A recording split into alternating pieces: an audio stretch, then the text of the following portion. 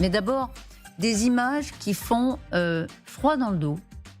Celle de l'ancien président de Géorgie, Mikhail Saakashvili. Il est apparu hier, on l'a sorti de sa prison pour assister à une audience, puisqu'il comparait au cours d'un procès à Tbilissi. Bonjour à vous, Nargis Hadji. Bonjour. Mikhail Saakashvili qui est en prison depuis plusieurs années maintenant. Oui, exactement. Mikhail Saakashvili est en prison depuis presque 2 ans. Voici à quoi il ressemblait avant. L'ex-dirigeant de 55 ans pesait près de 115 kilos avant son arrestation. Et selon ses proches, depuis, il aurait perdu 60 kilos. En prison, il serait victime de torture. Ses médecins affirment qu'il souffre d'un empoisonnement aux métaux lourds, d'une anorexie, mais aussi d'une cachexie. C'est un affaiblissement de l'organisme. Il est amaigri, vous l'avez montré, le visage émacié. Et manifestement, il souhaite montrer son état de santé au monde entier. Il soulève son t-shirt et montre donc ses côtes saillantes. En mai, l'année dernière, le chef du parti au pouvoir, Rêve géorgien, avait même déclaré avec cynisme « Mikhail Saakashvili n'est pas content de la baisse de son niveau de vie.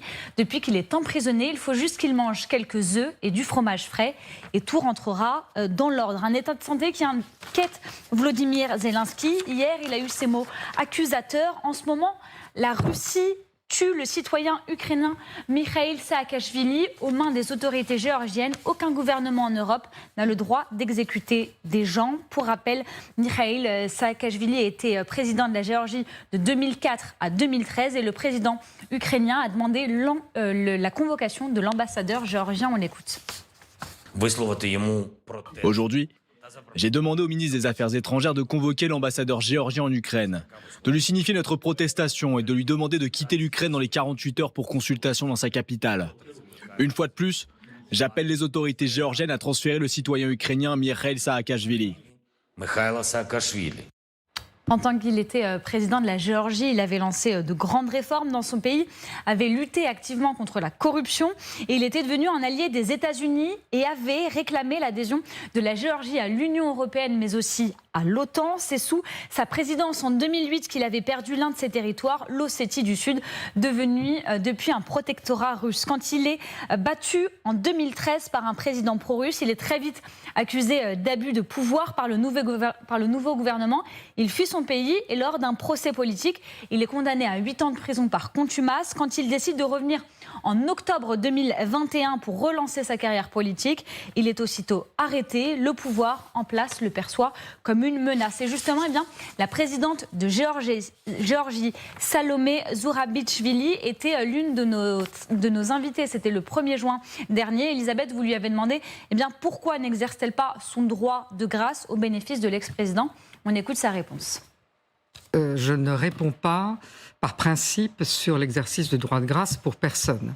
Et si je commence à expliquer pour quelles raisons je le fais ou je ne le fais pas, on rentre dans ce qui n'est plus un pouvoir discrétionnaire.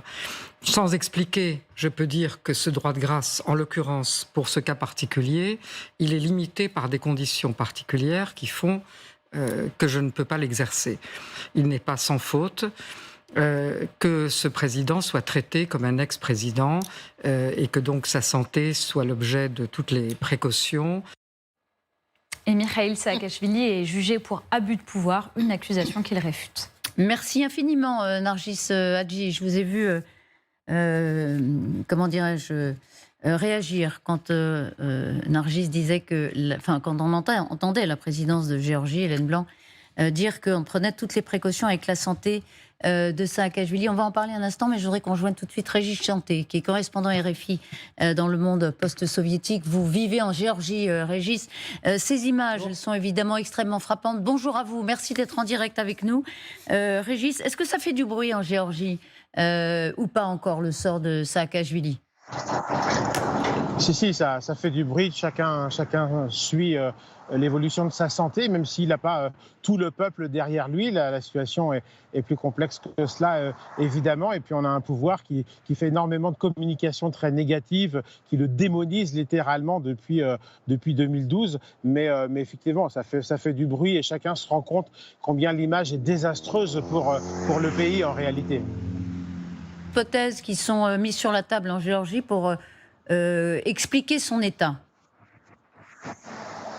Il n'y a pas vraiment d'hypothèse, on le comprend bien. On sait que c'est quelqu'un qui lutte pour sa liberté. Il sait que la justice est complètement politisée. C'est ce que disent d'ailleurs les organisations de défense des droits de l'homme. Je pense à Amnesty International qui, dès novembre 2021, avait dit que Mikhail Saakashvili fait l'objet de vengeance politique et de justice sélective, quoi. Donc c'est quelqu'un qui se bat pour sa liberté, qui refuse de manger parce qu'il a peur d'être empoisonné, sachant que le pouvoir actuellement commande en Géorgie est pro-russe, est en train de véritablement faire un virage pro-russe en ce moment, et que donc les services russes, le monde politique russe devient de plus en plus influent dans le pays, et c'est une des raisons pour lesquelles il refuse de s'alimenter, ne faisant pas confiance à ses geôliers, même si Saakashvili se trouve dans une clinique en fait depuis plus d'1 an maintenant. Ouais. Et est-ce qu'il est vraiment perçu comme un homme dangereux?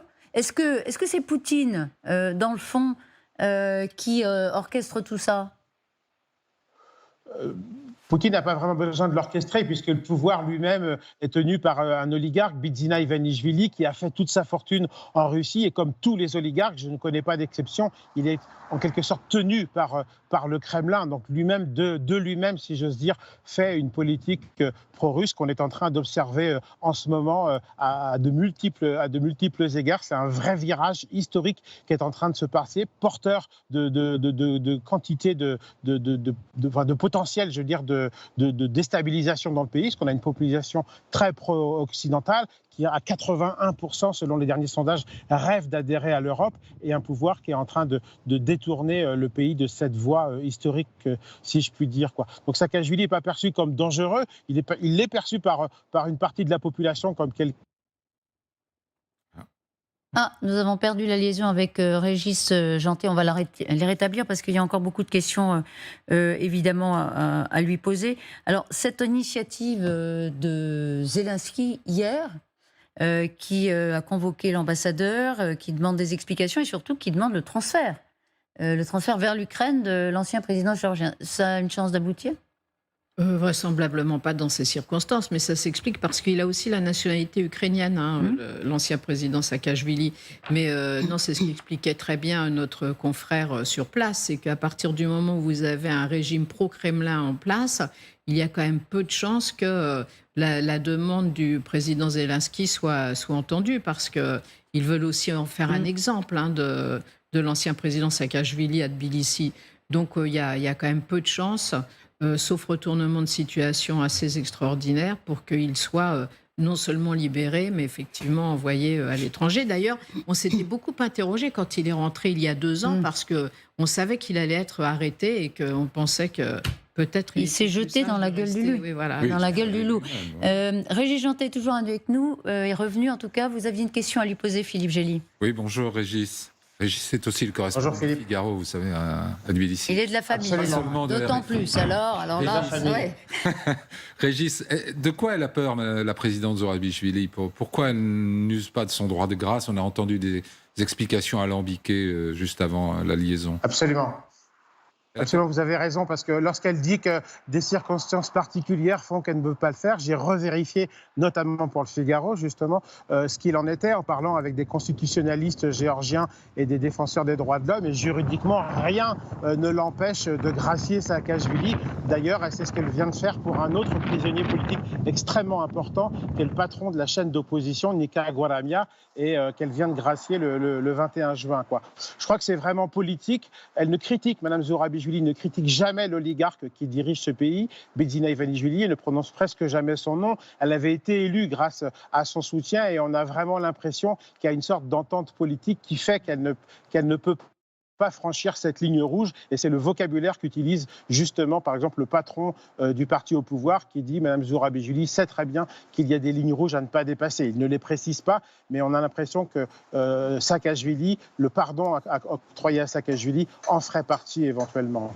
Hélène Blanc, vous aviez entendu parler de cette hypothèse d'empoisonnement? Oui, ça bien fait sûr, très longtemps déjà. Ça fait très longtemps. Et On là, en a parlé d'ailleurs sur plusieurs plateaux, et pas seulement le vôtre. oui. Et bon, je veux dire, le problème, c'est que si Poutine a décidé qu'il fallait l'éliminer, ben, il va l'être. Il va finir par mourir en prison.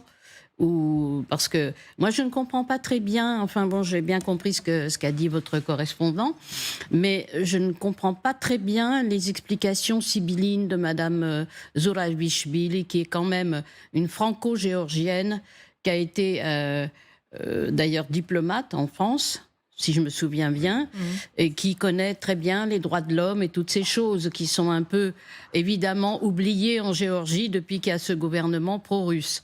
Mais Saakachvili n'est coupable de rien, à ma connaissance, et je trouve scandaleux qu'on le maintienne dans cette situation, et qu'on le juge, et que l'Occident, me semble-t-il, ne réagisse pas beaucoup. Régis Janté, vous êtes toujours avec nous? Je ne vous vois plus à l'image. Oui, Toujours là, d'accord. je reviens. Alors, très brièvement, il risque de mourir en prison? Quand on a perdu 60 kilos en 1 an et demi, les risques sont là, effectivement. Donc, c'est pas complètement exclu, compte tenu de l'importance de la pression que la Russie met aujourd'hui sur la Géorgie. Bon. Pas d'aller très très loin et de le laisser mourir, même si ce serait évidemment catastrophique pour l'image du pays, mais on est dans une situation vraiment extrême aujourd'hui. Ah oui. Ouais. Philippe Gély, pour conclure. Une fois de plus, Volodymyr Zelensky nous montre l'exemple, et que si les chancelleries occidentales faisaient ce qu'il a fait, et expulsaient leur ambassadeur géorgien, en attendant que une justice digne de ce nom s'applique à l'ancien président Saakachvili en Géorgie, ça pourrait avoir un effet sur cette présidente qui me semble très apeurée. Oui, et très ambiguë. Et effectivement, c'était assez frappant parce que c'est une grande politique qu'on a connue ici, formée en France. Ah oui, une diplomate. Et si elle voit ses ambassadeurs dans les capitales occidentales revenir l'un après l'autre pour la même raison, peut-être qu'elle va commencer à aborder la question sous un autre angle. Alors très vite, oui. Une question, une réponse en 2 secondes. Oui, est-ce qu'on peut penser qu'il peut y avoir des manifestations en Géorgie si jamais Saakachvili mourait en prison? Est-ce que ça peut déclencher des mouvements dans cette population qui est très pro-occidentale? Réponse brève, pardon, Régis. Oui, c'est une hypothèse tout à fait possible. Ce serait un fait déclencheur qui prendrait son sens dans le contexte général, encore une fois, d'un grand virage pro-russe qui est en train d'être abordé aujourd'hui, avec un gouvernement qui essaie de séduire la population, de la détourner de son cours pro-occidental, en jouant sur les questions sociétales, par exemple, donc en se servant de la question LGBT, de l'homosexualité, en disant que l'Europe veut pervertir la Géorgie. Et ça, c'est une manière de diviser l'opinion pro-occidentale. Et effectivement, si malheur arrivait à Saakachvili, on peut imaginer la suite. Merci infiniment. On peut imaginer que effectivement les Géorgiens sortent dans la rue. Merci infiniment. Malgré les difficultés techniques, vous étiez très clair. Régis Janté, correspondant RFI.